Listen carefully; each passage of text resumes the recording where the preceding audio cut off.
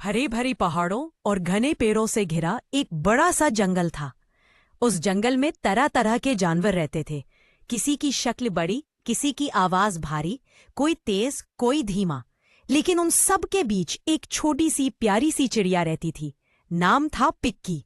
पिक्की हमेशा खुश रहती थी, पर एक बात उसे अंदर से परेशान करती। मैं इतनी छोटी हूं, मैं क्या बड़ा काम कर सकती हूँ। जंगल के बीचों बीच एक रहस्यमयी गुफा थी। कहते थे उसमें एक जादुई खजाना छिपा है जो जंगल को हरा भरा कर सकता है।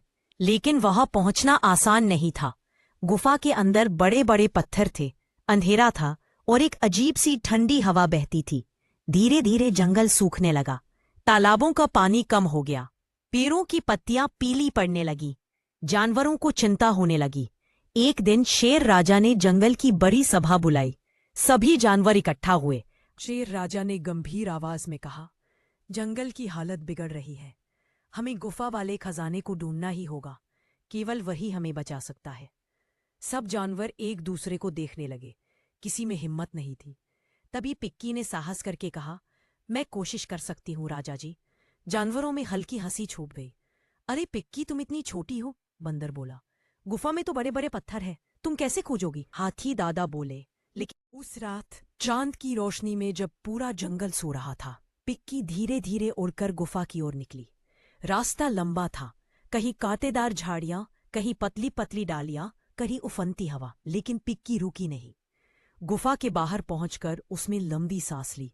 अंदर अंधेरा था, जैसे किसी ने सूरज को निगल लिया हो। लेकिन पिक्की भीतर चली गई।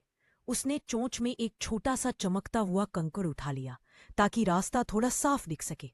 जैसे जैसे वह आगे बढ़ती गई, गुफा की हवा ठंडी होती चली गई। हल्की हल्की आवाजें आ रही थी, मानो कोई पुरानी नदी बह रही हो। पिक्की का दिल डर रहा था, लेकिन उसके कदम रुक नहीं रहे थे। थोड़ा और आगे जाने पर उसे एक हल्की चमक दिखाई दी। उसने उड़कर पास जाकर देखा और उसकी आंखें फैल गईं। वहां एक बड़ा सा पानी का क्रिस्टल रखा था, इतना साफ कि उसके अंदर पूरा आसमान दिख रहा था। यही था वो जंगल का खजाना। लेकिन समस्या यह थी कि क्रिस्टल बहुत भारी था। पिक्की ने कोशिश की, धक्का दिया, चोंच से पकड़कर खींचा, पर वो हिल भी नहीं रहा था। पिक्की बैठकर सोचने लगी। अचानक उसके दिमाग में एक विचार आया, अगर मैं बड़ा हिस्सा नहीं ले जा सकती तो छोटा हिस्सा ही ले जाऊंगी। उसने क्रिस्टल पर हल्की सी चोट की। एक छोटा सा चमकता टुकड़ा गिर गया। पिक्की ने उसे उठाया और पूरी ताकत से बाहर उड़ चली। बाहर सुबह हो रही थी।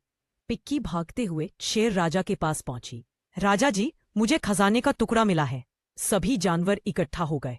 कुछ ने उसे छोटा सा कांच कहा, कुछ हंसे भी। लेकिन शेर राजा ने गंभीरता से कहा, इसे आजमा कर देखते हैं। क्रिस्टल के टुकड़े को जंगल के बीच की सूखी जमीन में गाड़ दिया गया। कुछ देर तक कुछ नहीं हुआ, लेकिन अचानक जमीन से पानी की तेज धार ऊपर उठी। सूखे पेड़ हरे हो गए, फूल खिल उठे, घास चमकने लगी, तालाब पानी से भर गए। जंगल फिर से जीवंत हो गया। सभी जानवर खुशी से नाचने लगे और सबकी आंखों में एक ही नाम था, पिक्की। उस दिन शाम को शेर राजा ने घोषणा की, आज से पिक्की हमारे जंगल की साहस रानी है। जंगल को नया जीवन देने वाली यही है। पिक्की की आंखों में चमक थी। जो चिड़िया खुद को छोटी समझती थी, आज वही सबसे बड़ा काम कर गई थी। किसी का आकार छोटा या बड़ा मायने नहीं रखता। दुनिया वही बदलता है जिसके दिल में हिम्मत और कोशिश की आग